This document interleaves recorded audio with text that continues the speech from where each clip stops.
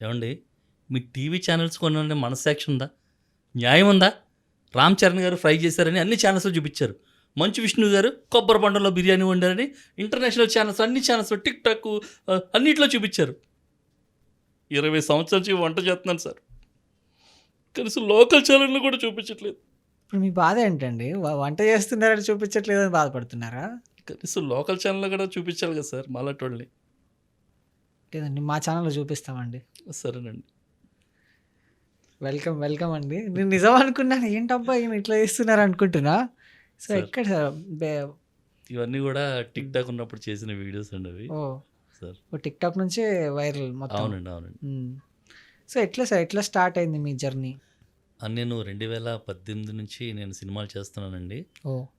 తర్వాత tick talk వచ్చిన తర్వాత కొన్ని కామెడీ వీడియోస్ చేశాను. హ్మ్. దానివల్ల బాగా రీచ్ వచ్చింది. హ్మ్. ఎక్కడికెళ్ళినా గుర్తుపట్టడం హ్మ్. అవన్నీ జరిగాయండి. ఇప్పుడు ఫుల్ ఫ్లెడ్జ్డ్‌గా నేను మూవీస్‌లో ఉన్నానండి. హ్మ్. ప్రయత్నాలు చేసుకుంటున్నాను. హ్మ్. ఆ క్రమంలోనే కొంచెం మంచి మంచి సినిమాలన్నీ ఇప్పుడు ఏదైతే మీరు చెప్పారో కమిటీ కుర్రాళ్ళు, కోర్టు, మ్యాడ్ స్క్వేరు, అమ్ము, హ్మ్. అలాగా చాలా సినిమాలు, ఓహ్! స్వాగు, ఇలా చాలా హ్మ్. సినిమాలు ఒక 40 సినిమాల దాకా చేశానండి. మంచి క్యారెక్టర్స్. హ్మ్. రాజుగారి దొంగలని సినిమా చేసామండి. హ్మ్. దాంట్లో ఫుల్ లెంత్ విలన్ చేశానండి. ఓహ్! ఆ!